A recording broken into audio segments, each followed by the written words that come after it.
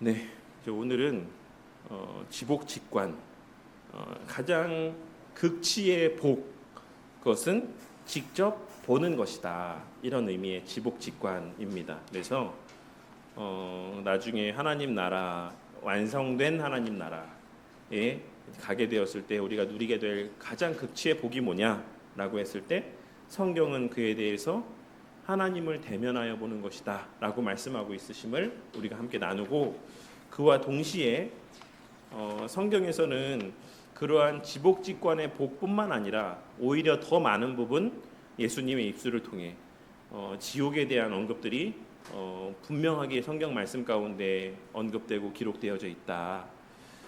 그래서 우리가 신앙의 삶 가운데 늘 주목하고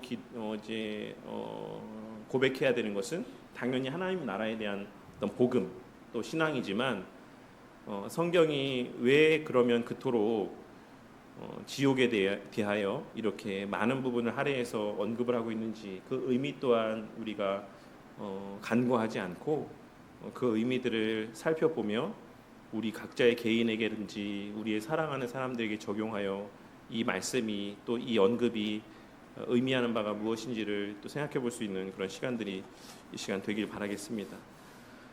그 지복직관과 지옥에 대해서 나누기에 앞서서 지난 시간에 나누었던 말씀들 가운데 우리 성도님들이 다 잘 이해하셨겠지만 간략하게 좀 다시 정리를 해보자면, 이제 오늘날 이 시대의 하나님 나라는 어디냐라고 하는 것에 대한 인식은 크게 세 부류의 범주가 있다라고 이제 말씀을 드렸죠. 그래서 세상과 교회를 거리를 좀 두는 견해들이 있고, 세상과 교회가 뗄 수 없는 유기적 관계 가운데 있다라고 보는 견해가 있고, 세상을 교회화시켜야 된다라고 생각하는, 일치화되어야 된다라고 생각하는 견해가 있다라고 말씀을 드렸습니다.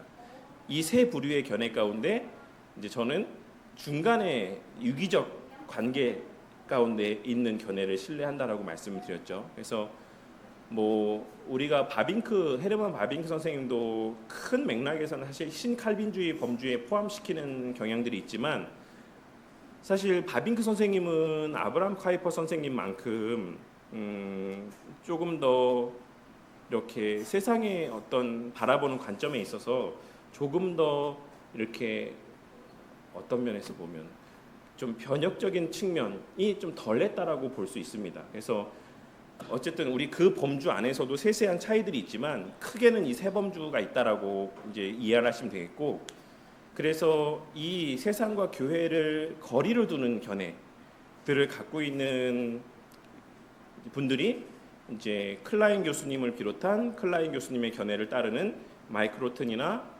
데이빗 반드루넨 교수님 같은 경우는 그렇게 거리를 둔다라고 말씀드렸어요. 그래서 이분들이 갖고 있는 하나의 좀 특징적인 부분이라고 하면 다 말씀드릴 수는 없지만, 하나님께서 창세기에서 문화명령을 주셨죠. 생육하고 번성하고 정복하라는 말씀을 주셨는데, 이 문화명령이 노아의 홍수 사건 이후에 다시 또 반복적으로 주어집니다.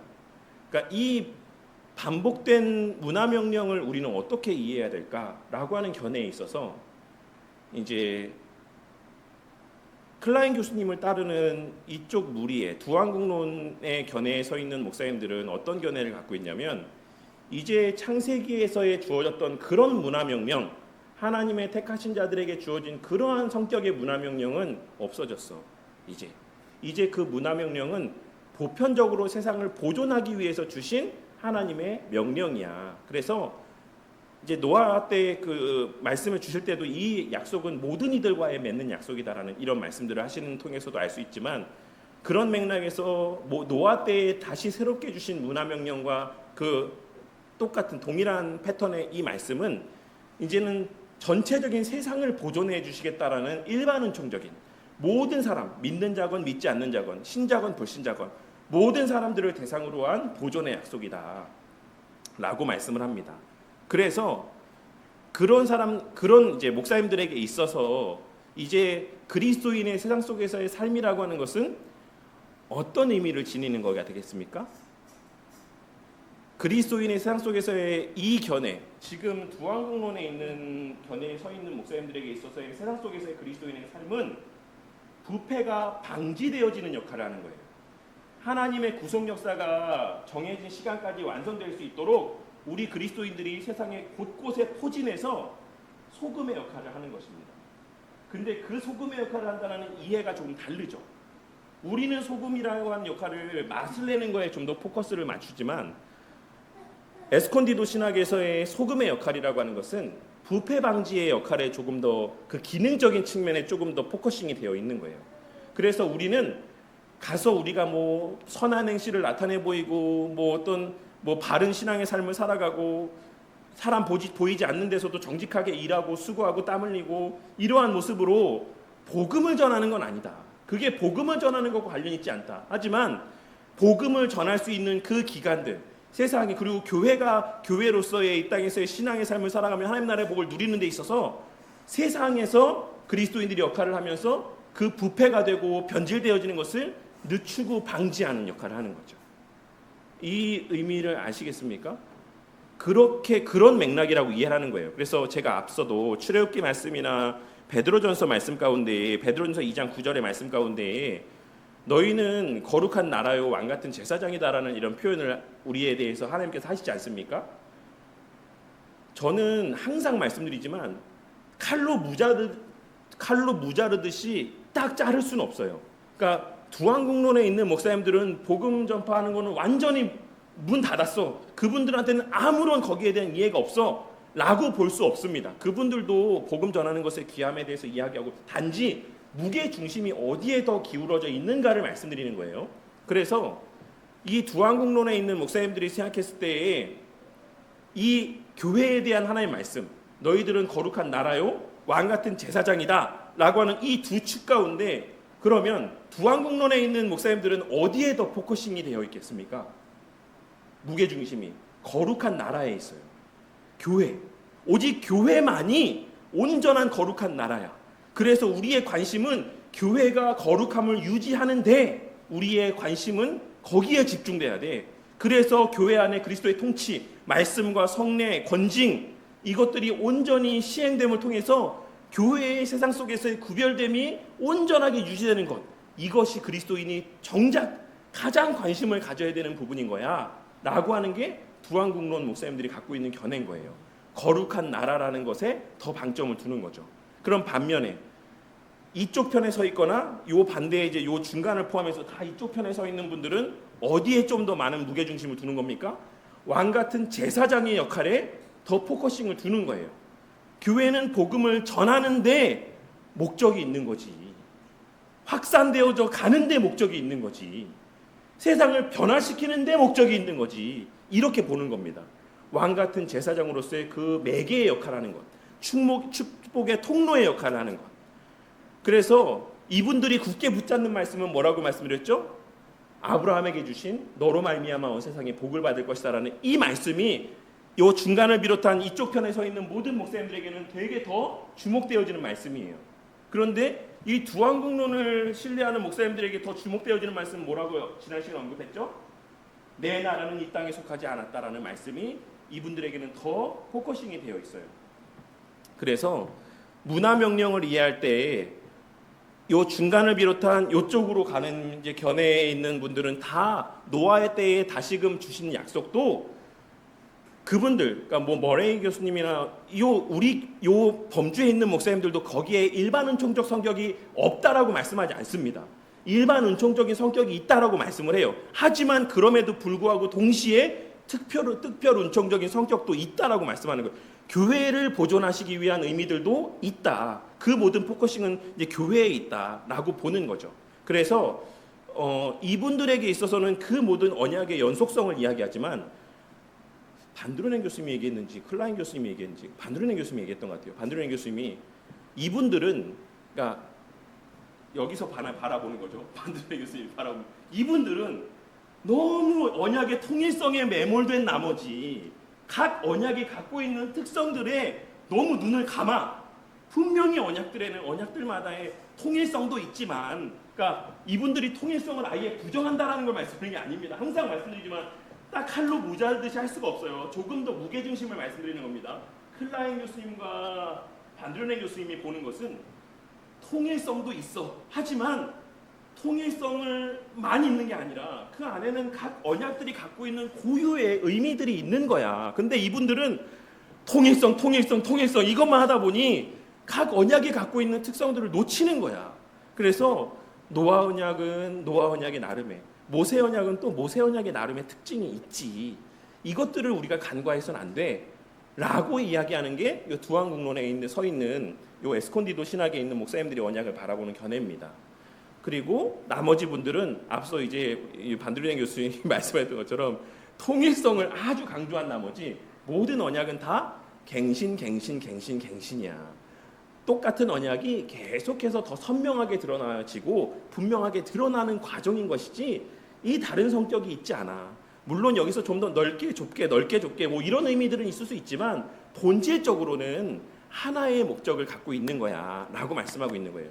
그래서 웨스트민스터 신앙고백서에 보면 그럼 어떤 견해일까? 웨스트민스터 신앙고백서는 당연히 요 견해 가운데 있죠. 그런데 그러면 이분들은 웨스트민스터 신앙고백서에서 말하고 있는 것과 다른가? 그렇지 않습니다. 왜냐하면 웨스트민스터 신앙고백서 안에서도 그런 말씀을 하죠. 더 이상 지난 시간에도 말씀드렸던 것처럼 과거에 구약의 이스라엘 백성들의 신정 체제와 같은 그러한 하나님의 나라는 더 이상 존재하지 않는다라고 말씀하고 있어요. 그래서 그런 것만 따지면 사실 이 변형론 가운데 서 있는 분들도 조금 웨스트민스터 신앙고백서의 내용에 비추어서 생각해 볼 여지가 있는 거예요. 이 국가 가운데 완전히 하나님의 법, 모세의 법, 그리고 그 당시에 뭐 의식법이나 뭐 그 시민법이 담고 있었던 이런 내용들이 완전하게 구현되어지는 그 하나님의 나라, 제3성전 뭐 이렇게 돼서 그런 나라는 오지 않습니다. 그것이 웨스트민스터 신앙고백서가 말씀하고 있는 요지예요. 다만 그것이 갖고 있는 본질적인 의미들, 지향하는 도덕적인 원리들, 윤리적인 모습들, 이러한 것은 오늘날에도 여전히 유효하고 그것이 궁극적으로 구현되는 곳은 어디다? 교회다라고 말씀을 하고 있는 겁니다. 교회. 그래서 다시 또 정리하자면 이 부분에 있는 모든 목사님들은 다 개혁주의 안에 있는 목사님들입니다. 그리고 이분들은 다 웨스트민스터 신앙고백서를 믿고 신뢰하는 분들이에요. 근데 웨스트민스터 신앙고백서 안에서 조금 더 주목하고 집중하는 부분이 다른 겁니다. 그래서 이런 차이들을 좀 같이 이해를 하셨으면 좋겠습니다. 그래서 우리는 빛과 소금의 역할이 뭐다? 그러니까 다시 또 말씀드리지만 변형론 완전 이쪽에 서 있는 분들은 우리가 완전히 세상 속에서 빛과 소금의 역할을 하면서 세상을 하나님의 나라로 바꿔야 돼 라고 생각하는 거고, 중간에 있는 분들은 교회 안에서의 빛과 소금, 숨겨지지 아니하는 빛과 소금의 역할을 발현함을 통해서 광야에서 들려진 표대와 같이 사람들이 바라보고 그 안으로 모여들 수 있는, 그 밑으로 모여들 수 있는 그리스도를 보여주는 역할을 교회가 해야 돼. 입술로만이 아니라 행함으로도 그 하나님의 통치, 그리스도의 통치가 이 땅에 임해서 하나님 나라가 임했다라는 것을 우리는 가장 중심적으로는 교회를 통해서 보여주고 교회적 삶을 통해서 세상 속에서도 보여줘야 돼. 그래서 사람들이 그것을 보면서 여기는 달라. 여기는 뭔가 다른 원리가 돌아가고 있는 나라인 것 같아. 공동체인 것 같아. 라는 모습이 보여지게 해야 된다는 거죠. 그것이 우리의 입술뿐만 아니라 그 행함으로 보여지는 모습들이 사람들이 그것을 보고 모여들 수 있는 축복의 통로가 된다라고 보는 겁니다. 그런 맥락에서 보면 우리의 세상 속에서의 그리스도인다운 삶도 복음이 전파되는 것 가운데 영향을 미치는 겁니까? 안 미치는 겁니까? 우리는 미친다라고 보는 거죠. 하지만 여기에 서 있는 목사님들은 그것보다는 세상이 부패하지 않도록 우리가 억제하는 역할을 하는 거야 라고 보는 겁니다. 그래서 문화명령에 대한 이해를 어떻게 볼 것인가 라고 하는 것들, 노아 언약을 어떻게 볼 것인가, 빛과 소금의 역할을 어떻게 볼 것인가 라고 하는 것들을 좀 이런 식으로 좀 잘 정리하셨으면 좋겠고, 제가 조만간 원복음부터 시작해서 모든 성경의 언약들을 한번 쫙 정리를 한번 해보려고 합니다. 그래서 여러 교수님들의 견해들을 해서 이 복음에 대한 이해가, 언약에 대한 이해가 이제 그 학파들마다 좀 어떤 좀 차이들이 있는지를 좀 보고 또 그 가운데 전통적인 가장 이 언약에 대한 통일성에 대한 그렇게 통일성 말씀하시는 분들의 그 언약을 어떻게 이해하고 이런 부분들을 좀 쉽게 좀 정리를 해서 한번 좀 말씀드리도록 할게요. 그렇게 하면 우리가 조금 더 하나님 말씀을 보면서 좀 그런 내용들을 잘 이해할 수 있지 않을까라고 생각합니다. 그래서 그래서 어쨌든 지난 시간에 하나님 나라 요 부분은 뭐 훨씬 더 많이 이야기해도 끝도 없고 지금 이 순간에도 사실 이 개혁주의 안에도 이 하나님 나라에 대한 이해 견해의 차이들이 많이 있기 때문에 이것을 무엇이 맞다, 무엇이 틀렸다, 무엇은 성경적이다, 무엇은 비성경적이다 라고 이야기할 수 없어요. 다만 극단적인 것들만 우리가 경계하면 됩니다. 아주 극단에 서 있는 변형론이나 극단에 서 있는 세상과 교회를 완전히 분리한다거나 이런 정도만 우리가 좀 경계하면 됐지, 지금의 제가 말씀드린 에스콘디도 신학 가운데 있는 목사님들이라고 해서 근데 이제 그게 있어요. 에스콘디도 신학 안에서는 그래서 제가 고민이 하나 있었죠. 교회의 순결, 거룩함을 강조한다라고 하면 그러면 실질적으로 교회 회원권이나 그 회원됨에 대해서 강조하는 거는 어디가 돼야 됩니까? 사실 에스콘디도 신학을 추구하시는 분들이 더 교회의 회원됨에 대해서 엄격해야지만 됩니다. 근데 실제로는 그 부분이 좀 모호한 영역들이 있어요. 그러니까 어떤 죄 문제에 대해서 되게 엄격하고 교회 안에서의 어떤 치리, 권징 이런 부분들에 대해서 되게 엄격하게 적용돼야 되는 게 맞는데 원리적으로 보자면 맞잖아요. 교회의 어떤 통치, 거룩함에 더 방점이 있으니까. 그리고 이분들은 왕 같은 제사장으로서 복음이 전파되는 거에 좀 더 관심이 있으니까 조금 더 느슨한 경향들이 있어야지만 되잖아요. 그런데 실제로 현실에서 구현되어지는 모습을 보면 오히려 동부 웨스트민스터 신학교 계열을 따르시는 분들이 더 회원권이 좀 엄격합니다. 그리고 이 두한국론의 경향 가운데 있는 분들이 조금 더 느슨해요. 이러한 좀 모순된 것 같은 모습들이 왜 발현되어지냐면 에스콘디도 신학에서는 일반 영역과 구속의 영역을 구분하잖아요. 근데 어디까지가 일반 영역에 속하는 문제고 어디까지가 구속의 나라에 해당되는 문제인가를 나누는 경계선이 되게 모호해집니다. 왜 그럴까요? 바빙크 선생님이 말씀하고 있는 것처럼 세상과 교회는 유기적으로 연결되어져 있기 때문에 그렇습니다.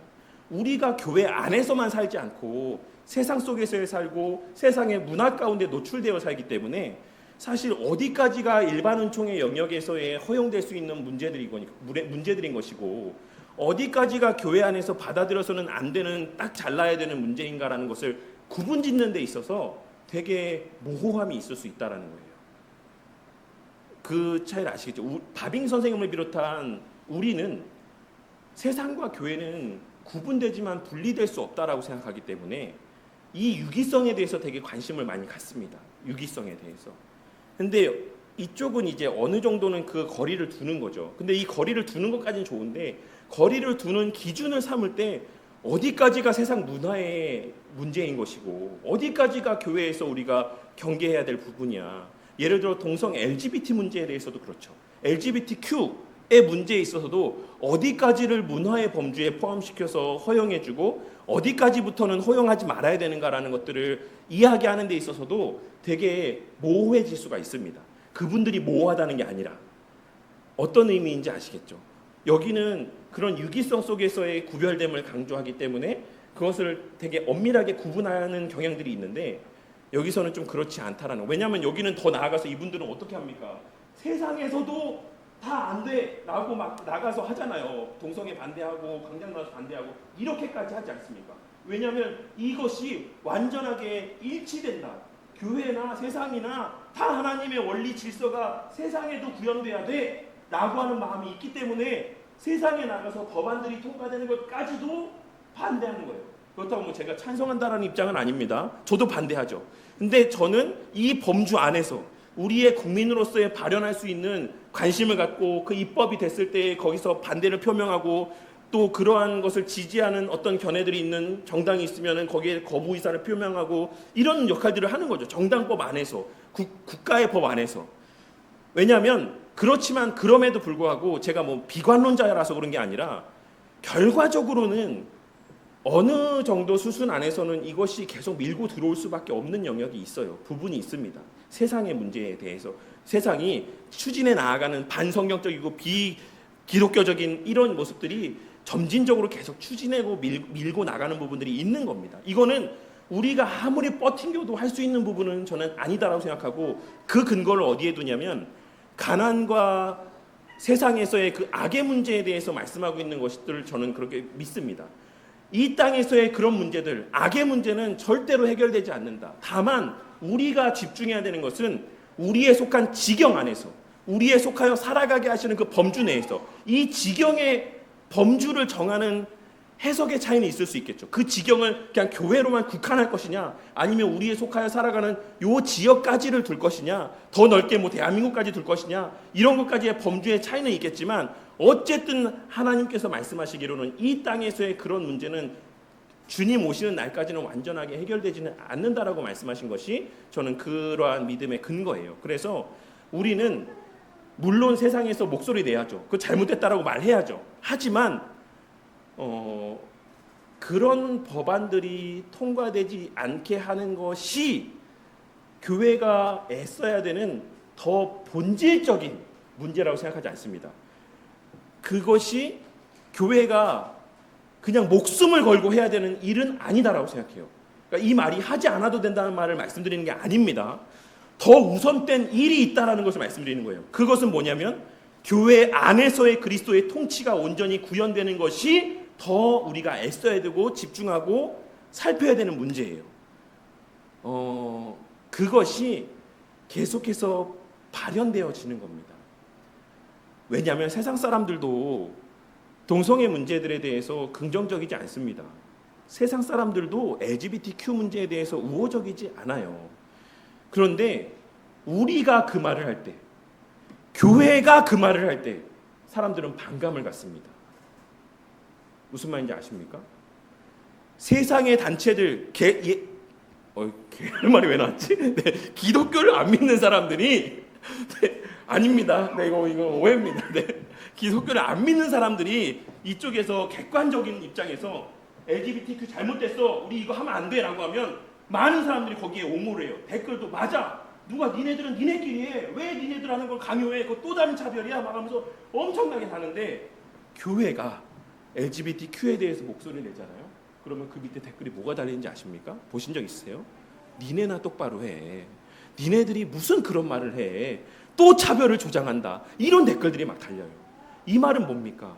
제가 이거 하는 거 잘못됐다라고 말씀드리는 거 아니에요.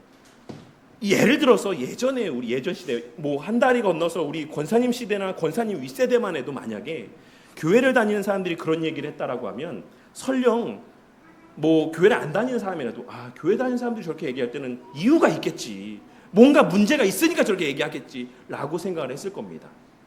근데 지금은 그렇지 않다라는 거예요. 그러니까 우리가 항상 우선순위를 둬야 됩니다. 우선순위를. 제가 뭐가 맞고 뭐가 틀리다라는 걸 말씀드리는 게 아니에요. 우리가 세상 속에서의 사도행전에 기록된 교회의 모습에서와 같이 정말 저 사람은 상식적이지 않은 일들까지 해, 저렇게까지 할 필요가 있나 싶을 정도로 살아. 법을 잘 지키고 자기 것을 자기 것을 여기지 않고, 교회뿐만 아니라 내 이웃에 대해서도 누군가 어려움을 당하면 그냥 내 전부, 무슨 나오잖아요 뉴스에 미담이라고 막 의인이라고 나오는 사람들 있지 않습니까? 막 누가 물에 빠지니까 가서, 제가 최근에도 뉴스 보니까 유리를 그냥 맨손으로 막 깨가지고 사람을 건져냈는데 손이 신경이 다 잘라져가지고 수술을 했는데도 완전히 회복이 안 된다라고 하더라고요. 젊은 분이었는데. 그런데도 인터뷰를 하니까 저는 후회하지 않는다, 저는 당연히 사람으로서 누구나가 해야 될 일을 했다라고 생각한다. 이런 모습들, 이런 것들이, 이 이상의 모습들이 사실 교회 성도들을 통해서 초대교회 때는 발현이 되었었다라고 누차 말씀을 드렸죠. 전염병이 걸린 상황 속에서도 모두가 다 그 사람을 격리하고 멀리하고 가족까지도 그 사람을 버릴 때 교회 식구들은 버리지 않고 그 옆에서 같이 병에 걸려서 죽어가고 병간호를 하고, 이런 모습들. 야, 저 사람들은 어떻게 저렇게 살 수 있지? 어떻게 저렇게 행동할 수 있지? 라고 비춰지는 모습들. 이러한 모습들이 있을 때 우리가 말하는 바는 사실 사람들에게 있어서 우리의 유익을 위해서 하는 말이라고 비춰지지 않는 거예요. 저 사람들이 지 배불리 먹고 살고 지들의 권위를 위해서 저렇게 말하는 거 아니야. 저 사람들은 그런 사람들이 아니야. 저 사람들은 자기 것 전부도 다 가난한 사람들을 위해 내주는 사람들이야. 근데 저 사람들이 이렇게 이야기할 때는 그게 분명 세상에 해악이 되기 때문에 이야기하는 거겠지 라고 생각을 하겠죠. 이런 좀 그러니까 우리가 성경의 말씀을 유심히 보면 무엇에 좀 더 포커싱이 되어 있는가라는 것을 보게 됩니다. 하나님은 언제나 하나님의 나라, 구약에서는 이스라엘이라고 하는 국가, 이방의 나라가 아닌, 언제 약속의 땅 제외하고 언제 하나님께서 이스라엘 백성들에게 온 세상을 정복하라고 했습니까?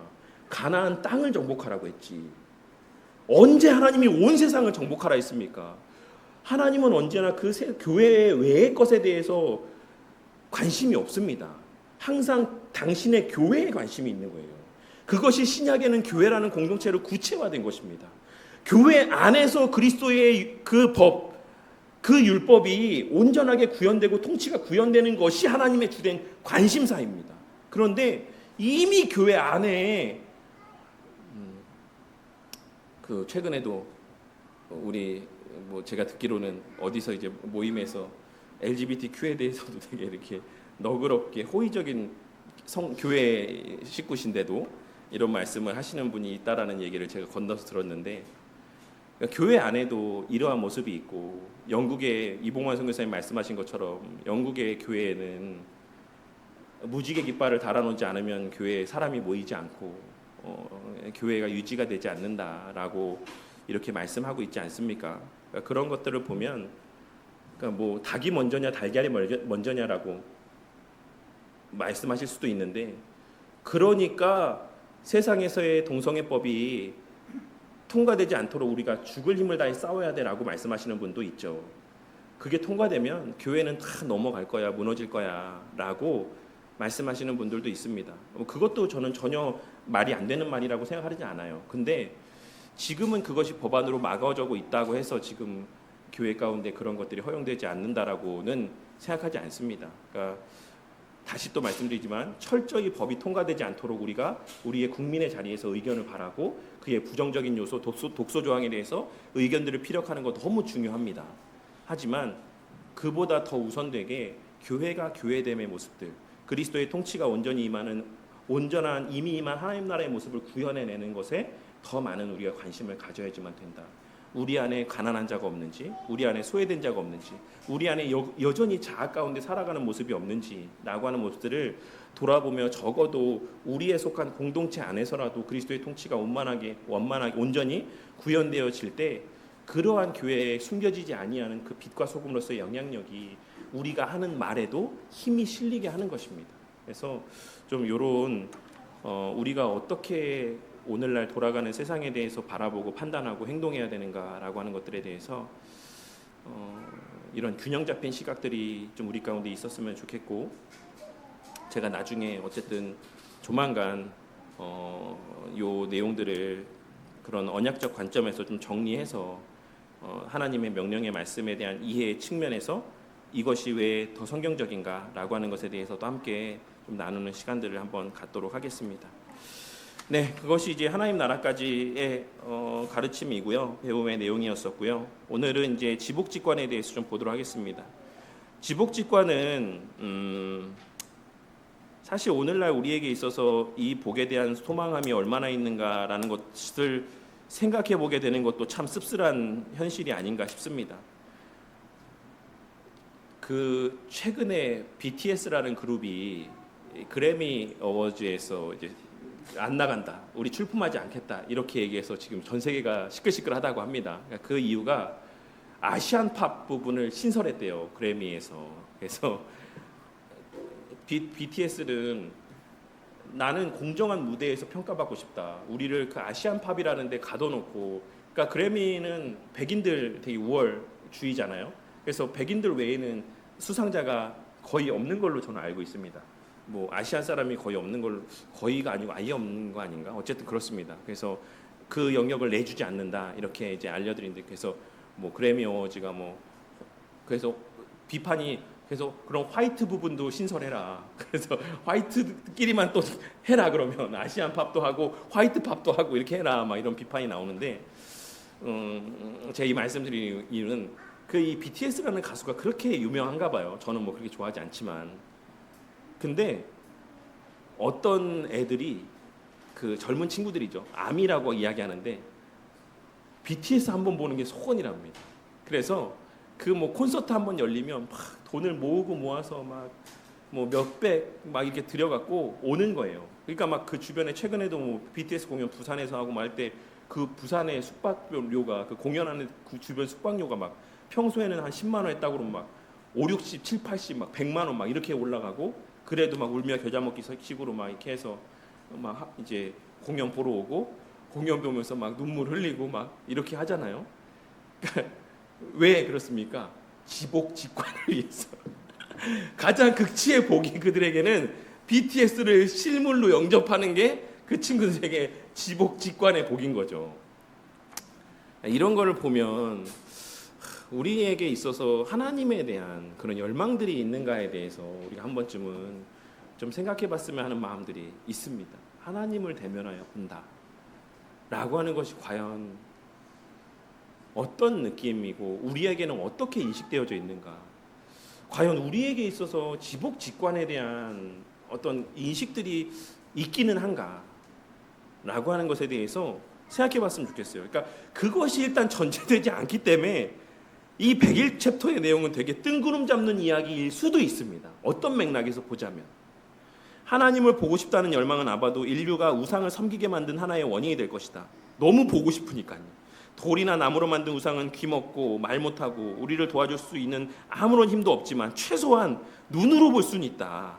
즉 우상은 하나님의 위엄을 간절히 보고 싶어하는 우리의 열망을 만족시키기 위해서 고안된 대체물이다 라고 말씀을 하고 있죠. 그러니까 오늘날에는 사실 그런 맥락에서 보자면 뭐 우상도 예전만큼은 아닌 것 같습니다. 뭐 그렇게 보고 싶어한 마음이 열망들이 있지 않으니까. 바울은 이렇게 말하죠. 썩어지지 아니하는 하나님의 영광은 썩어질 사람과 모양과 우상으로 바꿨느니라 이렇게 말씀하고 있고, 제자들조차도 하나님의 얼굴을 직접 보고 싶다라는 열망을 표현했습니다. 빌립이 이제 이야기했죠. 스프롤 목사님이 말씀하고 있는 게 너무 웃긴 게 다음 페이지 보시면 예수님이 유일하게 제자들의 질문을 귀찮아하거나 못 견뎌 하실 때가 있었다라고 하면 빌립이 이 질문했을 때일 것이다 이렇게 이야기하고 있어요. 빌립아, 내가 이렇게 오래 너희와 함께 있으되 내가 나를 알지 못하느냐? 나를 본 자는 아버지를 보았거늘 어찌하여 아버지를 보이라 하느냐? 이 말이 스프롤 목사님에게는 그렇게 들리셨나 봐요. 빌립아,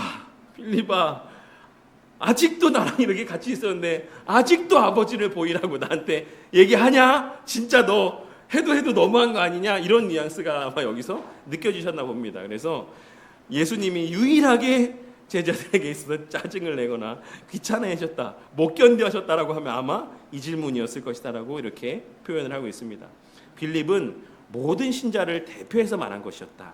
우리는 수건을 벗은 하나님의 얼굴을 뵐 때 완전히 만족하게 될 것이다.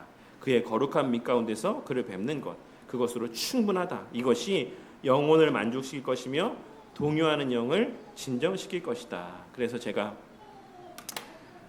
종훈이한테 그런 얘기를 했습니다. 종훈아, 나중에 연애를 할 때 남자친구가 아우 바빠서 만나러 갈 시간이 없어 이렇게 얘기하면 만나지 마라. 만나러 가지 못할 시간은 없다. 보고 싶으면 언제든지 간다. 어떤 시간이 걸려도 보러 간다. 왜냐하면 보는 것 자체가 좋기 때문이죠. 가치 있는 것 자체가 좋기 때문이죠. 잠깐 얼굴만 보고 와야 되는 것이라고 할지라도 누가 보면 너무 미련한 거예요. 야, 그거 잠깐 보겠다고 거기를 가? 라고 이야기할지 모르겠지만 사랑은 그런 거 아닙니까? 네. 하나님을 향한 우리의 마음이 사실 우리는 뭐 천국에 대해서 이것도 얘기하고 저것도 얘기하고 뭐 금길도 있고 뭐 온갖 것에 대해서 얘기하지만 사실 그런 미사유구가 뭐가 필요합니까? 거기에 하나님이 계시고 예수님이 거기에 계시고 우리가 대면하여 그분과 함께 얼굴을 대면하여 보고 그분과 영원토록 떨어지지 않고 함께 있을 수 있다. 그 날이 우리한테 있다. 지금도 그렇지만 실제로 네가 네 눈으로 보고 손으로 만지며 함께 있을 그 날이 있다. 라고 하는 것이 우리에게 얼마나 큰 복입니까? 우리가 진짜 예수님을 사랑한다라고 한다면, 우리가 진짜 하나님을 사랑한다라고 한다면, 예수님은 지상사역 초기에 팔복의 말씀으로 시작되는 산상수훈을 설교하셨으면서 이 팔복의 말씀 가운데 뭐라고 말씀하셨죠? 마음이 청결한 자가 하나님을 본다. 이 청결한다라는 말은 무슨 말입니까? 섞이지 않은 마음을 얘기하는 거죠. 순수한 마음. 그러니까 우리의 마음 가운데 물질이 섞이고 다른 세상적인 복이 섞이고 기타 여러 가지의 조건들이 섞이지 않으면 우리는 우리 안에 계신 하나님을 보게 됩니다. 그리고 그것으로 말미암아 만족하게 되는 거죠. 이 말씀이 담고 있는 의미가 어떤 의미인가에 대해서 곰곰이 생각해 보셨으면 좋겠어요. 왜 청결함, 순전함과 하나님을 보는 것과를 연결시키고 있을까? 우리의 천국에 가서 우리의 상태는 그런 모든 것이 제하여진 상태입니다. 오로지 하나님으로 충만해진 상태예요. 그래서 그곳에 가서 하나님을 보는 것이 극치의 복이 되는 겁니다. 이 관계를 아시겠죠? 그런데 현실에서는 우리에게는 너무나도 많은 것들이 우리의 마음속에 있어요. 하나님을 보지 못하게 가로막는 장애물들이 너무나도 많이 있습니다. 그것이 때로는 자식이 되기도 하고, 그것이 때로는 물질이 되기도 하고, 그것이 때로는 배우자가 되기도 하고, 그것이 때로는 세상에서의 어떠한 내가 추구하는 가치나 이념이 되기도 하고, 어쨌든 간에 이 땅에서의 발을 딛고 살아가는 가운데 우리 가운데는 그 관계를 방해하는 요소들이 너무나도 많습니다. 하지만 예수님 말씀에서와 같이 마음이 청결한 자는 하나님을 볼 것이다 라고 말씀하고 있는 거죠. 그런 맥락에서 우리의 성화라고 하는 것은 우리 안에 있는 그러한 하나님과 우리 사이의 관계를 방해하는 걸림돌들이 하나씩 제거되어져 가는 과정이라고 봐도 무방할 것이다 라고 생각합니다. 그래서 우리가 죽는 순간이 되었을 때에는 그 죽음의 자리에서는 다들 원이 없이 그냥 하나님을 보게 될 것에 대한 감사함으로 모든 그리스도인들은 평안하게 생을 마감할 수가 있는 겁니다. 아, 이제 내가 하나님을 뵙겠구나. 내가 눈을 떠보면 내가 그토록 바라던 주님이 내 눈앞에 서 계시겠구나 라고 하는 마음들을 갖게 될 수 있는 것입니다. 이 말씀들은 사실 구약에서도 여러 차례 말씀하고 있는 내용들이라고 할 수가 있습니다. 그래서 그런데 이제 마지막 그 예수님은 지상사역 초기에라는 그 단락에 보시면 영광을 보게 해달라는 모세에게조차 하나님은 얼굴을 보지 못하리라라고 대답하셨다라고 말씀하고 있어요. 여기서 좀 한 가지 우리 성도님들은 의문이 나는 거 없습니까? 모세에 대해서 말씀하기를 모세는 그 얼굴을 대면하여 보던 자다라고 이렇게 평가하고 있는 내용들을 보게 되는데, 또 다른 맥락에서는 모세에게도 하나님의 얼굴 보는 것이 허락되지 않았다라고 말씀하는 내용들이 기록이 되죠. 그러면 이거는 성경의 모순입니까? 우리가 민수기 12장 7절 말씀을 보면 7절 8절입니다. 하나님이 모세와 대면하여 보셨다라는 말씀이 갖고 있는 의미는 육신의 안목으로 대면해 봤다라는 것을 말씀하고 있는 게 아니에요. 민수기 12장 7절 8절을 제가 한번 봉독해 보도록 하겠습니다. 내 종 모세와는 그렇지 아니하니 그는 내 온 집에 충성함이라. 그와는 내가 대면하여 명백히 말하고 은밀한 말로 하지 아니하며 그는 또 여호와의 형상을 보거늘 너희가 어찌하여 내 종 모세의 비방하기를 두려워하지 아니하느냐. 그러니까 여기서 모세가 하나님을 대면하여 봤다라는 것은 육신의 눈으로 하나님이라는 존재를 대면하여 봤다라는 것을 말씀하고 있는 것이 아니라 그 어떤 걸림이 없고 거침이 없이 하나님의 말씀을 명백하게 그가 직접적으로 들었고 깨달았다라는 것을 말씀하고 있는 겁니다. 그와는 내가 대면하여 명백히 말하고 은밀한 말로 하지 아니했다. 이것이 모세가 하나님을 대면하여 보았다라는 말씀의 의미인 거예요. 그래서 모세도 하나님을 육신의 눈으로 대면하여 본 적은 없다라고 보는 게 맞는 겁니다. 아시겠죠?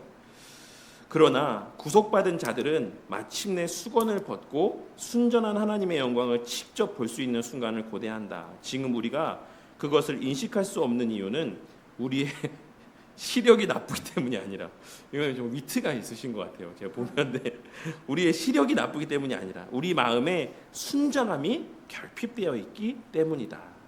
우리가 하늘에서 영광을 입고 우리의 마음이 순전해지면 영광 중에 계신 하나님을 보게 되는 말할 수 없이 놀라운 행복을 누리게 될 것이다. 요한일서 3장 2절 3절 말씀 가운데 우리가 그 말씀을 확인할 수가 있죠. 그러니까 바울 사도가 자신이 그토록 목을 맸던 여러 가지 것들이 하나님의 영광을 보고 나니 배설물과 같이 여겨졌다. 그 이후에 바울 사도의 삶은 어땠죠? 뭘 기다리는 삶이었습니까? 이제나 저제나 언제 하나님 다시 뵙지? 그 영광을 언제 또 목도하지?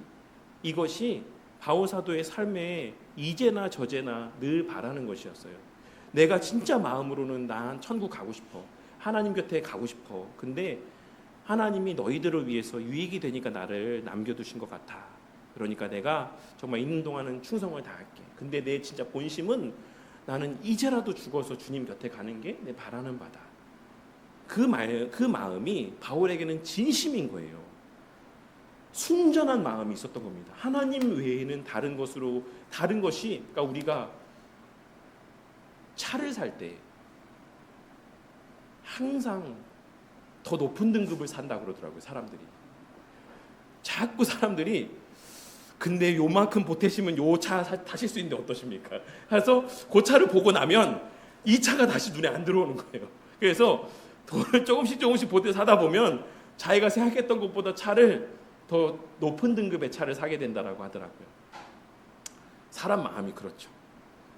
우리가 하나님의 영광을 직접 보게 되면 진짜로 목사가 이거 아무것도 아닙니다 이렇게 얘기하지 않아도 그게 눈에 들어오지 않습니다. 제가 이 말을 할 자격이 없지만 우리 모두가 그런 하나님의 영광을 늘 보고 이 교회 공동체 안에서의 그런 이미임한 하나님의 아름다움을 서로에게 보여주는 공동체가 되었으면 좋겠어요. 서로가 서로에게 헌신적인 삶을 살아가며 그렇게 우리가 흔히 이런 말도 하죠. 야, 자식에게도 저렇게까지 못하겠다. 이런 말들을 종종 하지 않습니까? 야, 자기 배 알아 낳은 자식한테도 저렇게까지 못하겠다.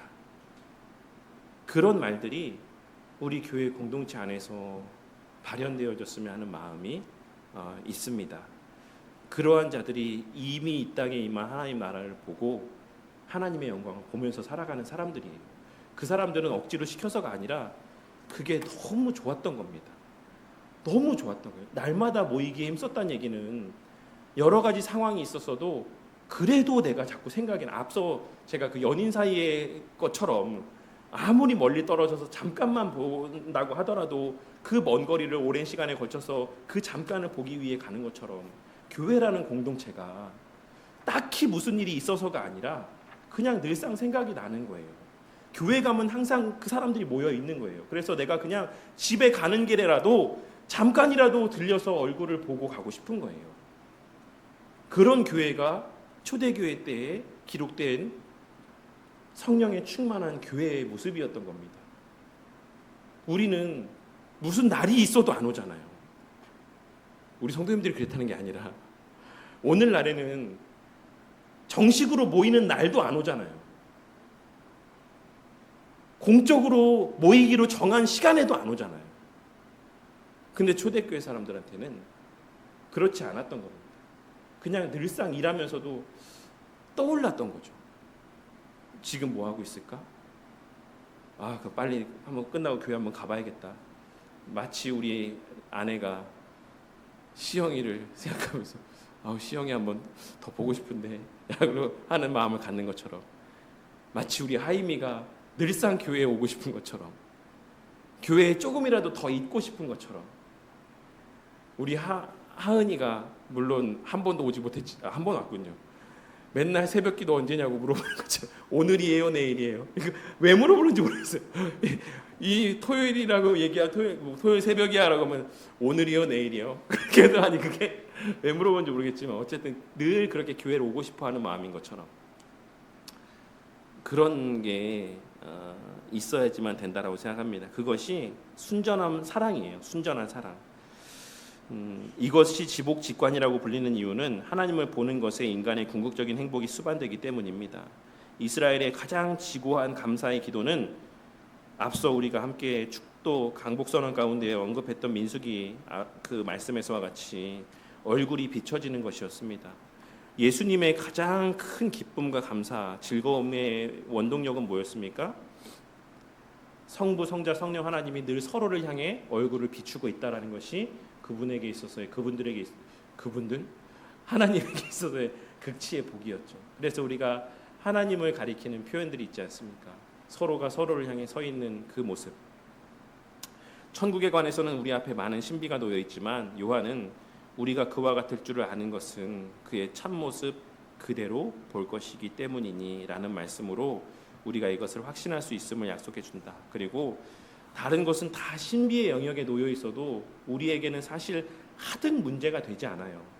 왜냐하면 분명한 것은 거기에 예수님이 계시고 우리가 그곳에서 예수님을 대면하여 볼 것이다라는 사실은 성경이 명백히 증거하고 있는 바이기 때문입니다.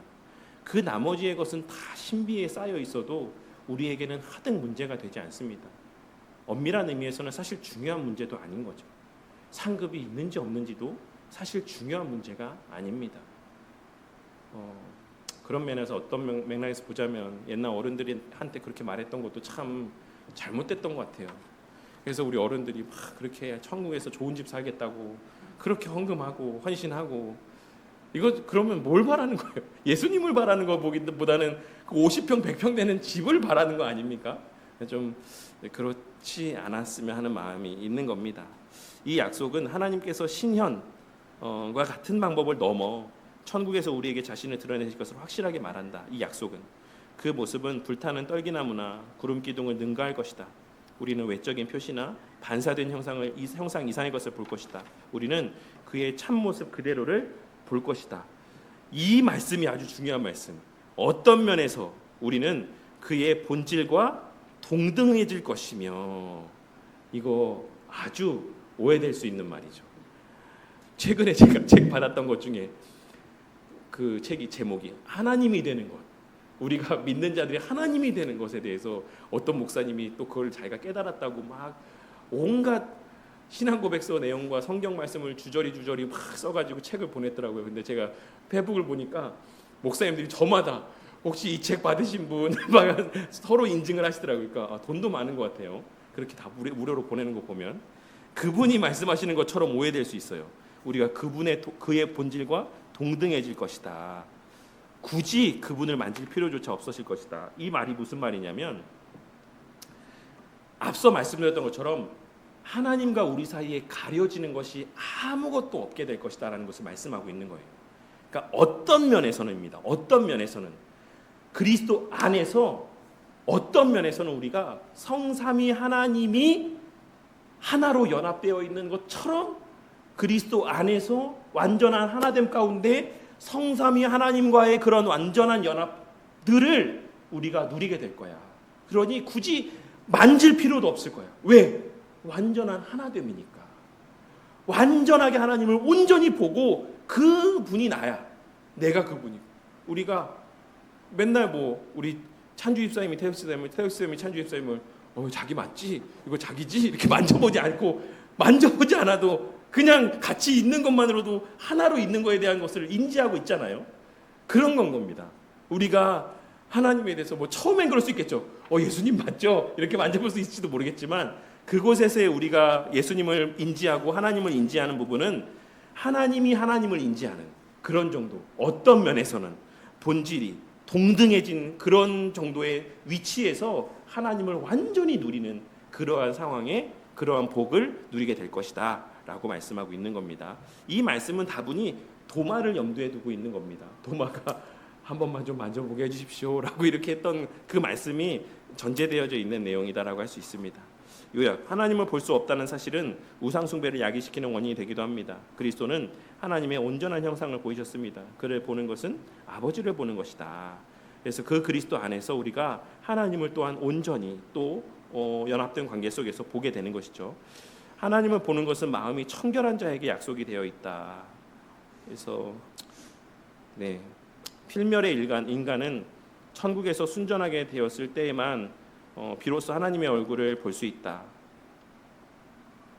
미래에 보게 될 하나님 모습은 우리의 영혼을 행복으로 충만케 하기 때문에 지극히 복되다, 지복이라고 불린다. 그래서 정말 저나 우리 성도님들에게 직관의 복이 지복으로 여겨지는 은혜가 있었으면 좋겠습니다. 우리 마지막 챕터 이제 지옥입니다. 왜 마지막을 지옥으로 끝내고 있는지는 잘 모르겠지만 스브로셈은 마지막을 지옥으로 끝내고 있어요. 시커 복된 얘기를 이제 하고 마지막은 지옥으로 끝맺음하고 있습니다. 그러니까 두려워하라는 얘기죠. 겁내고 경고에 떨며 하나님을 바라봐라, 이런 아마 의도가 있지 않나. 그래서 이제 내용을 보시면 우리는 전쟁은 지옥이다, 혹은 완전히 지옥이었어. 그리고 예전에 제가 한번 요 관련된 얘기 드리면서 그런 말씀도 드렸었는데, 원래 원작은 소설이라고 제가 알고 있는데 타인은 지옥이단가요? 어쨌든 그런 드라마도 나왔었는데 원래 그게 원작이 그 제목이 소설의 제목이다라고 제가 들었던 것 같아요. 그래서 타인은 지옥이다. 그래서 어쨌든 우리의 관계 속에서의 어떤 그 사람들과의 관계 속에서 겪는 어떤 이런 부분들, 이런 것이 다 너무나도 힘겨운 어떤 그런 모습을 표현하고 있는 것 같습니다. 근데 어쨌든 우리가 이런 지옥이라는 표현들을 쓰는 거는 대부분 다 어떤 표현들을 쓰는 거죠? 그것이 지독하고 무서운 것을 지옥이라는 말로 표현한다. 근데 진짜 무서운 말, 인간의 경험 중 지옥에 견줄 만한 것은 아무것도 없다. 우리가 여기에서 경험할 수 있는 모든 고통 중에 가장 지독한 것을 상상한다 할지라도 우리의 상상은 지옥의 무시무시한 실제에 미치지 못한다. 지옥이라는 말을 흔해 빠진 저주의 말, 지옥에 나가라, 이런 말 이렇게 하는 거, 이거는 지옥을 하찮게 만들어버리는 일이다.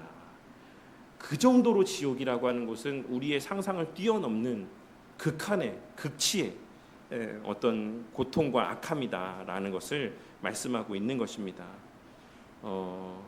그래서 우리는 좀 이러한 어떤 장난스럽게 가볍게 여기려고 하는, 흘려 넘기려고 하는, 그래서 지옥이라고 하는 대상이 갖고 있는 어떤 그 엄중함과 무거움들을 어떻게든 좀 떨쳐버리고 싶어하는 마음들이 사람들에게 있는 것 같다라고 하는 말씀을 하고 있는 거예요. 성경에는 지옥의 개념보다 더 소름 끼치고 공포를 불러일으키는 것이 없다. 이것이 우리에게 너무나도 인기가 없기 때문에 거의 아무도 그것을 믿지 않으며 그리스도의 가르침으로부터 이것을 배제시키고 있다. 지옥에 관한 가르침은 근데 대부분 예수님의 말씀에서 나왔다. 스폴 목사님이 누가복음 16장을 강의하시면서 이 말씀을 하셨습니다. 지옥에 관한 가르침은 대부분 예수님의 말씀에서 나왔다. 예수님께서는 천국보다 지옥에 대하여 더 많이 말씀하셨다. 이것이 스프로 목사님이 실제로 강단에서 설교하셨던 누가복음 16장 설교에 나오는 언급되어지는 말씀의 내용입니다. 따라서 그리스도의 가르침에 대한 그리스도인의 충성을 나타내는 것이 바로 이 교리다. 무슨 말입니까? 우리가 그리스도의 가르침을 온전히 충성되이 증거하는 것을 가늠하는 것은 그가 얼마나 지옥에 대해서 언급하느냐에 달려있다라고 봐도 무방하다라는 의미의 말씀을 하고 있는 거예요. 현대의 그리스도인들은 예수님의 가르침을 벗어나거나 약화시키려고 애쓰며 지옥을 축소시키고 있다. 대표적인 신학자가 누가 있을까요? 우리 성도님들이 아실 만한 몰트만도 그렇죠. 몰트만도 그렇고, 그리고 톰 라이트도 그렇습니다. 톰 라이트도 어떤 맥락에서는 의식적인 지옥을 거부합니다. 의식적인. 그리고 존 스토트도 나중에는 그런 면의 말씀을 했습니다. 그래서 그 내용은 뒤에서 좀 다시 말씀드리도록 할게요. 그래서 몰트만 같은 경우는 희망의 신학, 오시는 하나님, 이러한 책들에서 이제 그의 주장들 가운데서 그런 이야기들을 합니다. 의식적인 이런 부분에서의 지옥, 어떤 고통, 영원한 고통을 거부한다라고 말씀을 하죠. 그리고 톰 라이트 같은 경우도 이제 의식적인 어떤 영원한 형벌은 없다. 그리고 분명히 우리가 알지 못하는 어떤 하나님의 예비하신 것이 있을 것이다. 하나님의 사랑의 속성에 영원한 그 의식적인 형벌은, 고통은 하나님의 그 사랑의 속성과 배치된다. 그래서 그렇게 지옥이 우리가 알고 있는 것처럼 그러한 영원토록 고통받는 그러한 지옥은 있지 않을 것이다 라고 이야기하는 분들이 꽤 많고, 이 외에도 사실 이런 가르침을 따르는 분들이 의외로 많이 있다라고 할 수 있죠. 근데 뭐라고 말씀했죠? 지옥에 관한 가르침은 사실 예수님이 가장 많이 말씀했고, 예수님께서 누구보다도 그 무서움을, 무시무시함을 잘 설명해주고 있다라고 하는 것을 볼 때 이것이 과연 합당한 모습일까라는 것에 대해서 좀 생각해 볼 수 있고, 그분이 그러면 진짜 예수님보다 더 사랑이 많은 분이라고 할 수 있냐라고 할 수 있죠. 예수님, 그 사랑의 실체이신 예수님도 지옥에 대해 말씀하셨는데 명확하게 뭐라고 자기가 그 예수님 말씀하신 지옥에 대한 개념과 가르침들을 희석시키고 왜곡하는 건지 알 수 없죠. 예수님보다 더 사랑이 많기 때문인지 모르겠지만, 성경은 지옥을 바깥 어두운 곳, 불못, 울며 이를 가는 곳, 하나님의 복으로부터 영원히 단절되는 곳, 감옥, 구더기도 타거나 죽지 않는 고통의 장소로 묘사하고 있습니다. 영원한 형벌에 대한 이러한 회화적인 이미지들은 우리로 하여금 과연 이런 것들을 문자 그대로 받아들여야 되는가? 아니면 상징에 불과한가? 라는 질문을 갖게 만든다고 할 수 있어요. 그래서 스프라 목사님도 가끔 이것이 상징이 아닐까 생각해 본다고 합니다. 그러나 이것이 상징이라고 봐도 그게 위안이 되지 못한다. 왜? 상징은 실체를 더 담아내지 못하기 때문이다라고 말씀하고 있어요. 그래서 밑에 보시면 상징은 그것이 담아낼 수 있는 것보다 한 단계 더 높거나 정도가 심한 것을 표현하기 때문이다. 그러니까 상징은, 그러니까 예수님이 상징으로 말씀하셨다라고 할지라도 그 실체는 더 극심할 거야. 예수님이 표현할 수 있는 그 표현의 한계 때문에 이만큼밖에 표현하지 못한 거지 실제로는 더 할 거야. 그러니까 상징이라는 말이라고 해서 덜 할 거라고 착각하지 말라고 말씀하고 있는 겁니다. 따라서 예수님이 지옥을 묘사하기 위해 상상할 수 있는 가장 무서운 상징들을 사용한 것이 그것들을 단순하게 상징으로 보려는 사람들에게 전혀 위로를 주지 못한다라고 말씀하고 있는 거예요. 지옥은 하나님과 분리되는 것을 표현하는 상징이다라는 말을 듣고 안도의 한숨을 내쉬는 사람들이 있다. 이게 무슨 말이냐면, 하나님을 싫어하는 사람들에게는 그냥 지옥은 하나님과 분리돼서 살아가는 거야. 그냥 이렇게 악을 해가면서. 그러면 우리는, 우리 가운데도 그것이 정말요? 너무 무서운데요? 이렇게 생각하는 사람이 있을지 모르겠지만 없을 것 같은데, 오히려 지옥 가겠다는 사람들한테는 정말요? 그 또 다른 천국인데요? 라고 생각할 수 있다라는 거예요. 왜? 그분들한테는 종일토록 예배드리고 이렇게 선하게 사는 게 지옥인 거예요. 그냥 내 본성대로 악하게 살고 싶은 게 내 마음인데 가면 이제 그럼 하나님 없이 내 원대로 살 수 있는 거예요? 이런 말에 안도의 한숨을 내쉬는 사람들이 있다라고 말씀하고 있는 거예요. 그러니까 우리가 여기서 하나님을 누리는 것에 관심이 없으면 천국이 천국입니까? 이 말을 다시 우리가 또 한번 비틀어 생각해 보자면, 우리가 이 땅에서 하나님을 보는 것에 대해서 바라는 소망, 그것이 극치의 기쁨이 우리에게 기쁨이 되지 않는다고 하면, 그분이 계신 그 천국에서 그분과 영원히 대면하여 보는 그곳이 과연 천국입니까? 우리에게? 그렇지 않죠. 그러니까 우리가 행함과 우리의 성향과 이 바라는 바, 또 천국과 이 복은 사실 매우 밀접하게 관련이 돼 있어요. 이런 연관성에 대해서 우리가 눈을 감아서는 안 됩니다. 근데 그것이 위안이 되지 못하는 이유는 뭐냐면, 불경건한 사람들은 하나님으로부터 분리되는 것을 원한다. 그러나 문제는 지옥에서는 그들이 하나님으로부터 분리되지 않는다라는 사실이다. 그들은 원할지 모르겠지만 그들은 지옥에서 하나님과 분리되지 않습니다. 그들에게 고통을 주는 것은 하나님의 임재입니다. 지옥에서 하나님은 그 거룩하신 진노의 충만함 가운데 계신다. 하나님은 저주받은 자들에게 자신의 공의로운 형벌을 시행하시기 위해 지옥에 계신다. 이 말도 오해될 수 있지만 무소부지하신 하나님의 개념에서 말씀하고 있는 겁니다.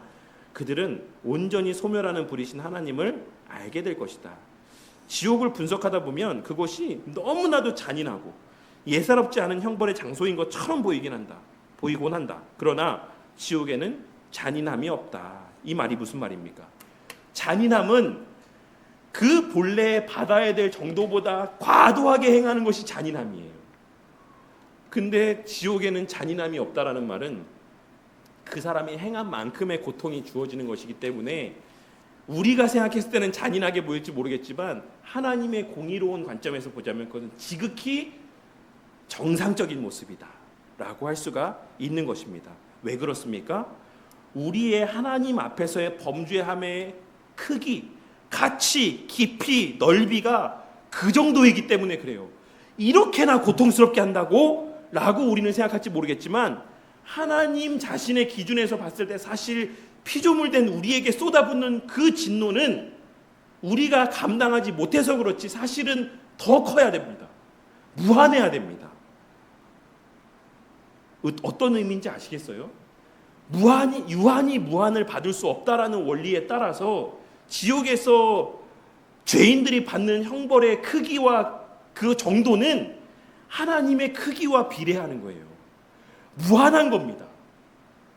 그래서 인간이 육신의 몸을 입고 피조물된 존재로서 사실은 엄밀하게 이야기하면 하나님의 그 진노를 다 수용할 수조차 없는 정도의 진노가 내려지는 것이 마땅한 거예요. 지옥에서 내려지는 진노는.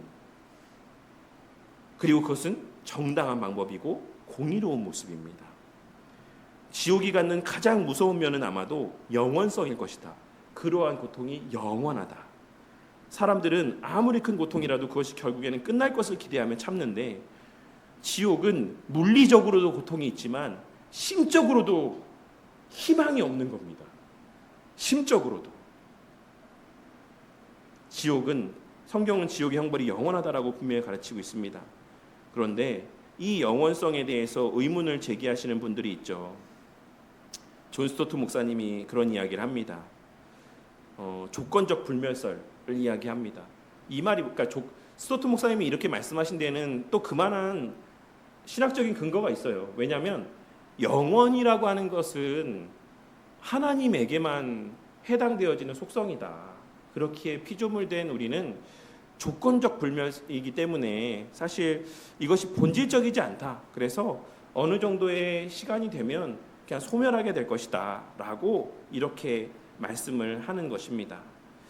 조나단 에드워즈는 그러나 요한계시록 6장 15절 16절 본문을 설교하시면서 이렇게 말씀했다라고 합니다.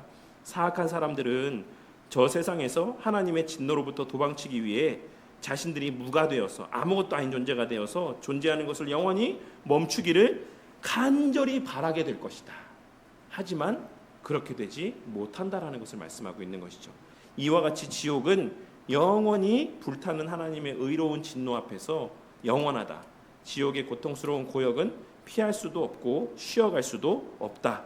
이 점을 이해하는 것은 우리가 그리스도께서 이루신 일에 감사하고 그분의 복음을 전파하는 데 있어서 매우 중요하다. 이 사실을 기억하셨으면 좋겠어요.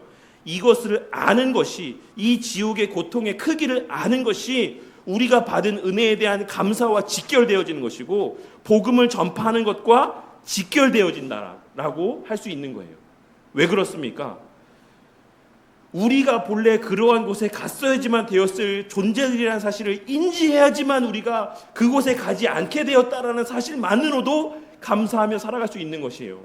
뭐 돈 좀 더 주고 안 주고 좀 더 몇 년 더 살고 못 살고 이런 것이 문제가 되지 않는다라는 거예요. 이 지옥의 본질적 가치를 알게 되면 천만다행이다. 저기만 가지 않게 하신 것만 해도 나는 더 이상 바랄 게 없다 라고 감사하며 살아갈 수 있게 되는 것이죠. 이것이 우리의 비참함을 알게 되는 하나의 부분인 것입니다. 우리는 본래 그곳에서 있어야지만 되었을 존재들인데 그런 비참한 존재들이었는데 그런 우리를 구원하시기 위해 예수님께서 육신을 입고 오셔서 그 모든 비하를 감내하시고 구원해 주셨다. 근데 여기서 우리가 물에 빠진 사람 구해놨더니 보따리 내놓으라 한다고. 하나님, 근데 저 왜 이렇게 돈은 안 주시는 거예요? 근데 왜 건강은 안 주시는 거예요? 근데 왜 딱 이건 안 주시는 거예요? 이렇게 말하는 거는 진짜 그 말이에요. 물에 빠진 사람 건져놨더니 보따리 내놓으라 하는 것과 똑같은 모습인 겁니다. 우리에게 그런 모습은 마땅치 않다. 우리가 지옥이 얼마나 극치의 고통스러운 것인지를 모르기 때문에 그렇다라는 것이고, 또 한 가지 부자와 나사로의 비유에서 예수님께서 말씀하셨죠.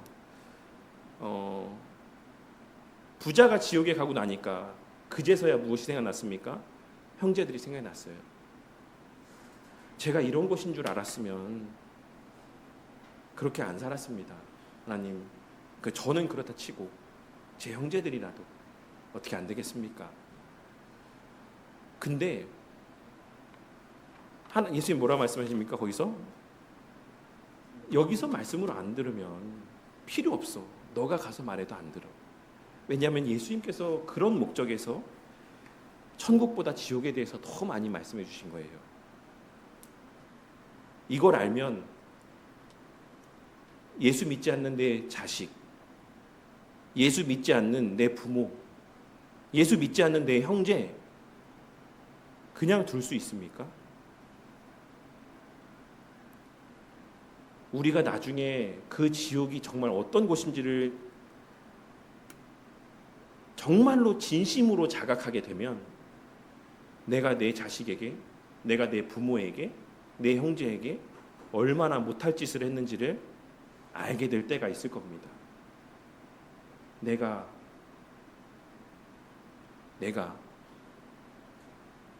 나는 혼자 천국 가고, 나는 혼자 예수 믿고 천국 가고, 내 형제는, 내 고륙은, 내 자식은 그러한 고통 가운데 가든 말든 나는 모르겠다. 하나님이 하나님 자식 알아서 하는 거지 뭐. 이런 마음으로 살고 있지는 않았는가 라는 것에 대해서 우리가 생각해 보게 될 수 있을 것이다라고 생각해요. 그래서 아마도 스프롤 목사님은 지옥에 대한 말씀으로 이 책을 끝맺음하고 있는 것이 아닌가. 그래서 늘 감사하며 살게 하시고 복음 전하며 살게 하시기 위해서 마지막을 지옥으로 끝맺음하고 있는 것이 아닌가라고 생각해 봅니다. 우리 성도님들, 우리는 다 그 지옥에서 건진받은 자들이죠. 근데 예수님의 말씀을 상징으로 이해하든 문자로 이해하든 지옥은 무시무시한 곳입니다. 우리가 복음을 전할 수 있는 때는 다시 말씀드리지만 여기에서 살아가는 때밖에 없습니다.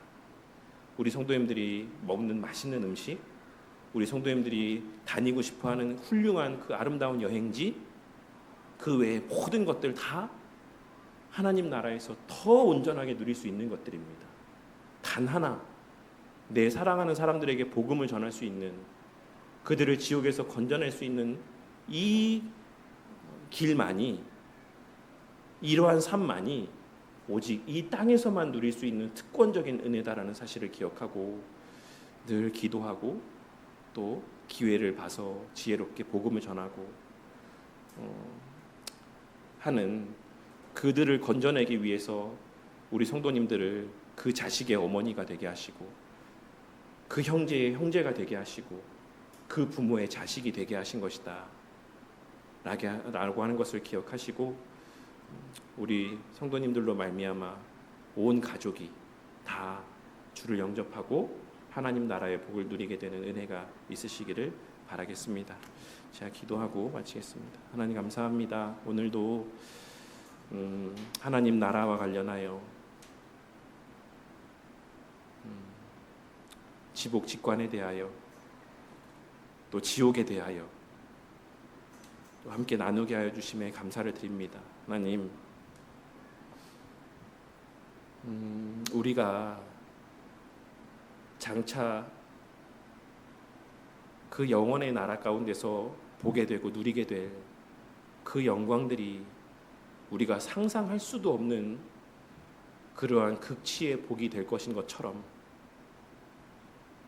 불신자들이 그의 육신의 죽음 이후에 목도하게 될 지옥의 비참함 또한 우리가 상상하는 것 그 이상의 극치의 비참이 그곳에 예비되어져 있음을 다른 그 누구도 아닌 예수님의 말씀을 통해 깨닫고 마음의 새김 가운데 살아가는 자들이 되게 하여 주시기를 원합니다. 주님, 우리는 다 거창한 존재들이 되기를 원합니다. 그럴듯한 일들을 하기를 원하고 세상을 변화시키고 세상 역사에 한 족적을 남기는 그러한 삶을 살아가기를 다들 바라며 살아가고 있는 것 같습니다. 하지만 주께서 우리에게 말씀하시는 바는 내 고륙들 가운데 주를 믿지 않는 자들이 없게 하라. 내 형제들 가운데 주를 모른다 하는 자들이 없게 하라.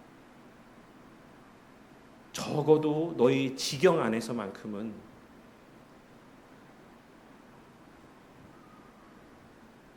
주에 대해서 한 번도 들어본 적이 없다 라고 말하는 자들이 없게 하라는 것이 주님이 말씀하신 그 명령의 핵심이 아닐까 싶습니다. 나라를 변화시키고 세상의 역사를 주관하는 것,